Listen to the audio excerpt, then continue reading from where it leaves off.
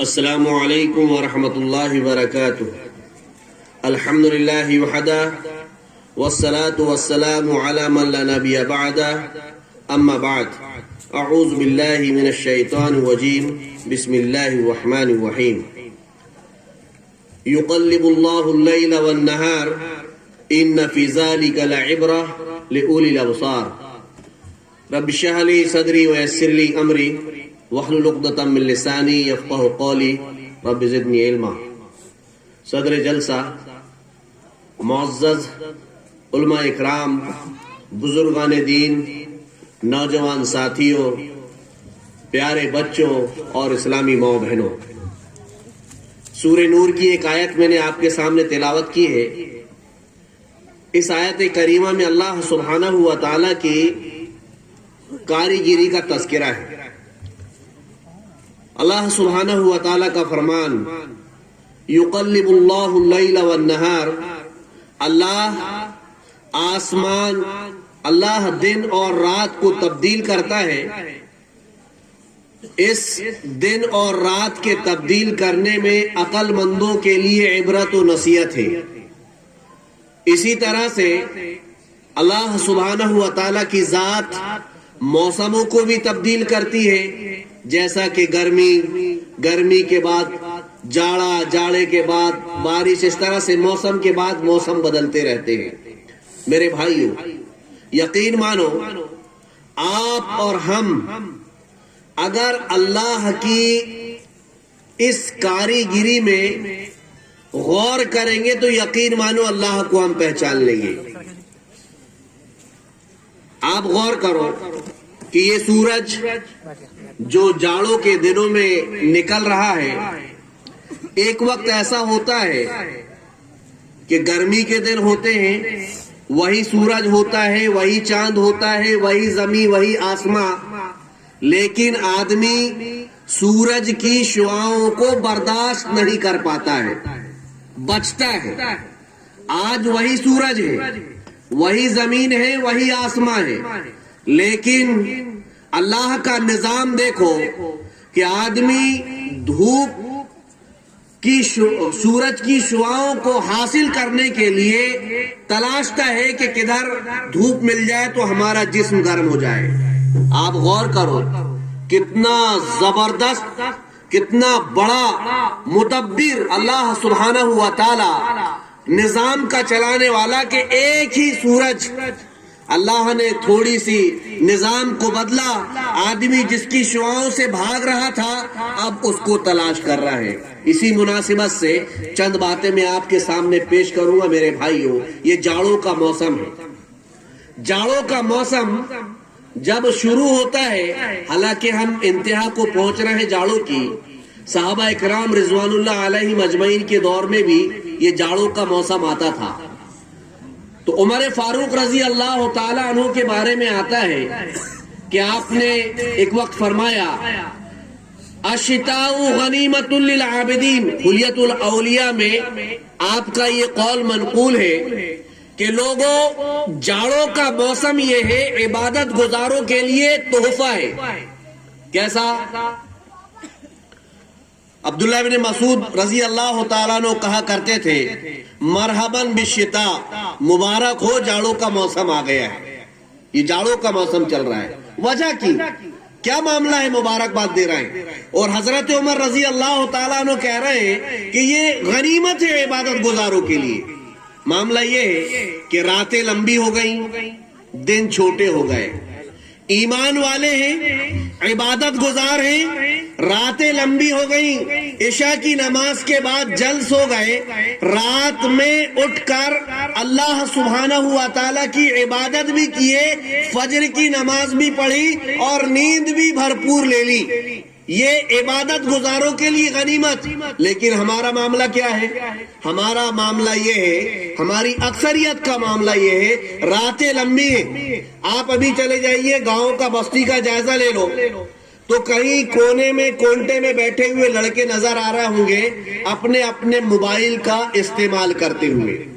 تنہائی میں اس کا کیسا استعمال کر رہے ہیں وہ بہتر انداز میں جانتے ہیں، بلکہ یہ کہا جائے کہ ہر کوئی جانتا ہے کہ ہمارا جوان رات کی تاریکی میں یا رات کا ایک بڑا حصہ جو موبائلوں میں صرف کرتا ہے تو سوائے گناہ اور گندگی اور غلاظت کے علاوہ کچھ اور حاصل نہیں کرتا، اپنا وقت برباد کرتا ہے اور اللہ کو ناراض کرتا ہے۔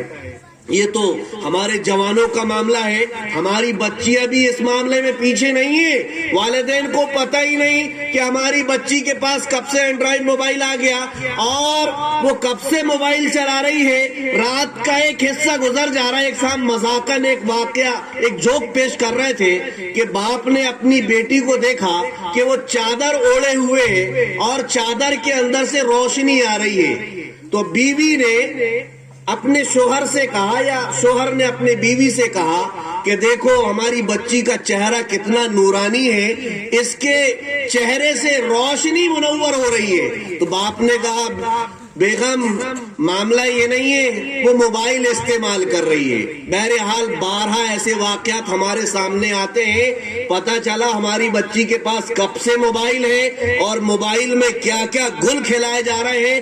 ایسا وقت آ جاتا ہے کہ ہمارے پیروں کے نیچے سے زمین کھسک جاتی ہے۔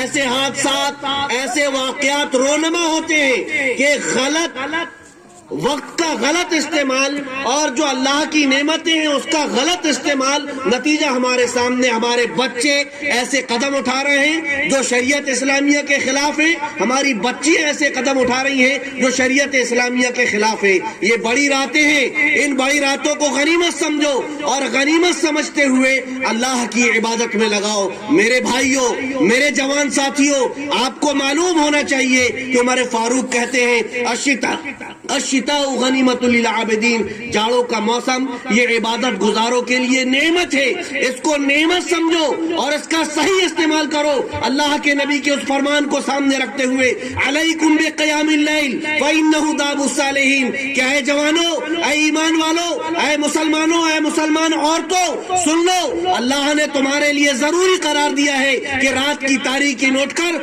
تم قیام اللیل کا اہتمام کرو، تہجد کا اہتمام کرو۔ میرے بھائیوں، فَإِنَّهُ دَابُ الصَّالِحِينَ، کیوں؟ اس لیے کہ یہ اللہ کے نیک بندوں کی پہچان ہے۔ اگر کوئی بندہ تہجد کا اہتمام کر رہا ہے یہ اللہ کا نیک بندہ ہے۔ اگر کوئی ہماری بیٹی، ہماری بہن تہجد کا اہتمام کر رہی ہے تو یہ اللہ کی نیک بندی اور اللہ کی ولی ہے۔ میرے بھائیوں، یہ جو ہے فَإِنَّهُ دَابُ الصَّالِحِينَ، یہ نیک لوگوں کی پہچان ہے۔ وَقُرْبَةٌ إِلَى اللَّهِ، جب تہجد کا اہتمام کرتے ہیں تو اس سے اللہ سے قریب ہوتا ہے بندہ، اللہ سے قریب ہوتی ہے بندی۔ اور سنو فائدے کیا ہیں، منہات عن الاسم، جب تہجد کا اہتمام کرتے ہیں تو گناہوں سے ہم اپنے آپ کو روک لے جاتے ہیں۔ وتکفیر السیئات، جب تہجد کا اہتمام کرتے ہیں تو آدمی کے گناہوں کو اللہ تعالیٰ دھل دیتا ہے۔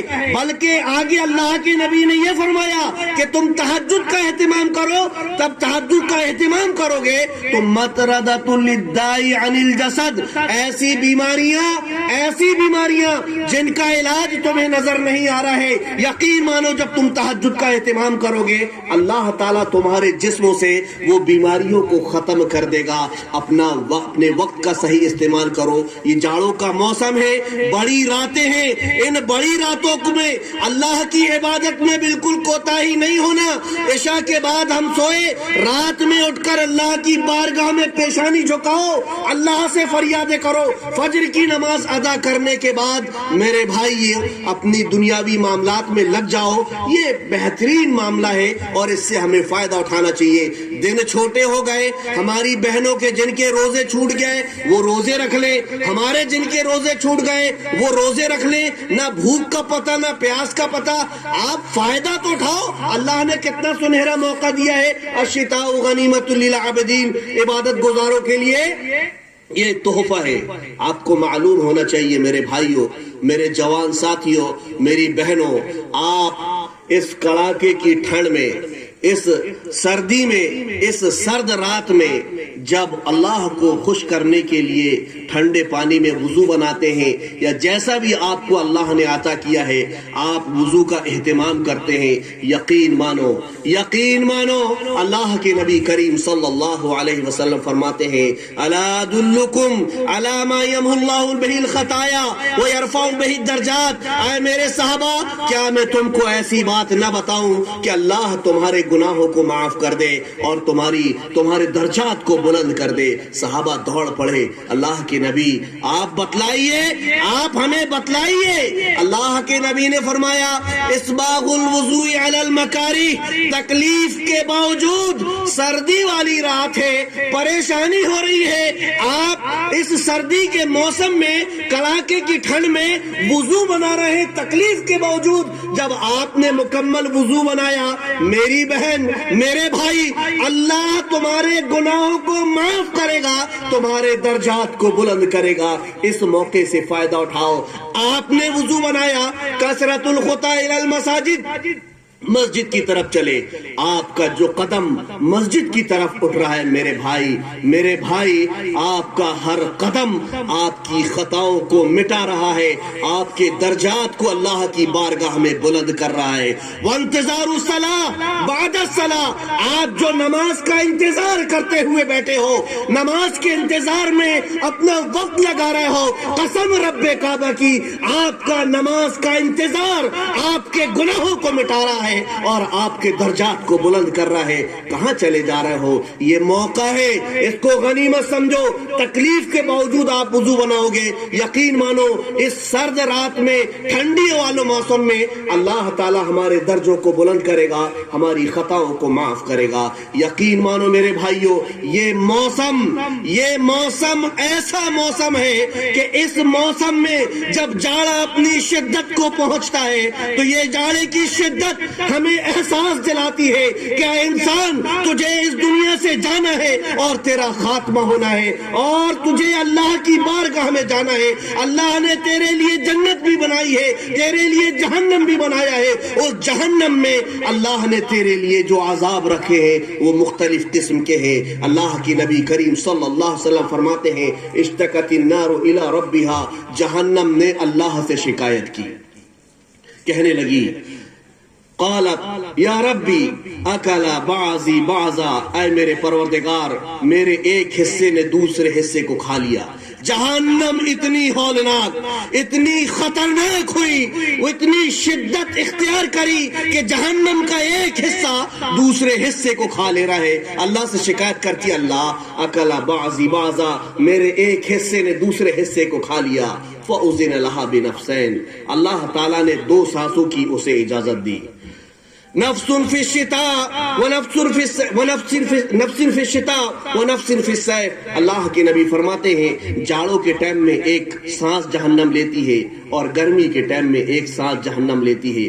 فاشد ما تجد من الحر واشد ما تجدون من الزمہریر، بخاری شریف کی روایت ہے۔ اللہ کے نبی فرماتے ہیں جب تم گرمی کی شدت پاتے ہو سمجھ لو یہ جہنم کی شدت کی وجہ سے، یہ گرمی کی شدت تم محسوس کر رہے ہو اس کے سانس لینے کی وجہ سے، اور یہ جاڑا جب شدید ہوتا ہے تو یہ جاڑا جہنم کے سانس لینے کی وجہ سے ہم محسوس کرتے ہیں۔ میرے بھائیوں آپ نے دیکھا ہوگا کتنے غریب، کتنے مسکین، جن کو نصیب نہیں کپڑے، جن کے پاس انتظام نہیں گرم کپڑوں کا، بستر کا، میرے بھائی میری بہن موتیں واقع ہو جاتی ہیں ان لوگوں کی۔ یہ بات الگ ہے کہ وہ لوگ جو پڑوس میں ہیں، بستی میں ہیں، طاقت رکھنے کے بعد ان غریب مسکینوں کی مدد نہیں کرتے، وہ بڑے گنہگار ہیں، یہ الگ بات ہے۔ لیکن یہ جاڑے کی شدت، یہ جاڑے کا عذاب ہمیں اللہ کے اس قہر کو یاد دلاتا ہے جیسے اللہ تعالیٰ نے گناہ گاروں کے لیے، بدکاروں کے لیے، نافرمانوں کے لیے، باغیوں کے لیے اللہ تعالیٰ نے تیار کر رکھا ہے۔ یہ جاڑے کی شدت، یہ جاڑے کی شدت ہمیں اللہ کی جہنم کو بھی یاد دلاتی ہے۔ میرے بھائیوں یہ جاڑوں کا موسم ہے، اس جاڑے کے موسم میں ایک حدیث آپ کے سامنے پیش کر کے اپنی بات ختم کروں گا انشاءاللہ۔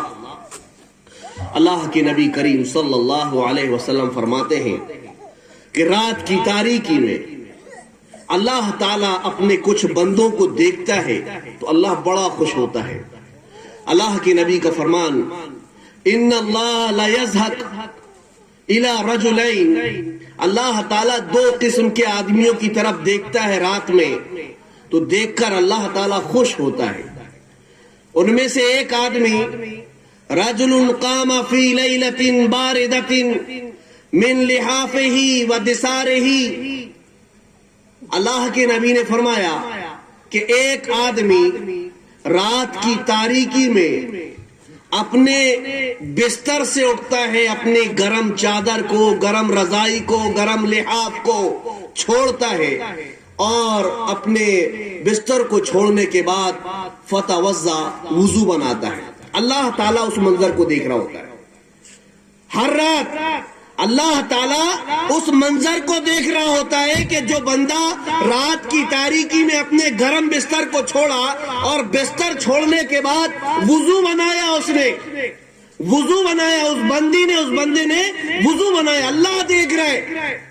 اور وضو بنانے کے بعد ثم قام الی الصلاۃ، نماز پڑھنے کے لیے کھڑا ہو گیا. اللہ تعالیٰ خوش ہو جاتا ہے اپنے بندے کو دیکھ کر.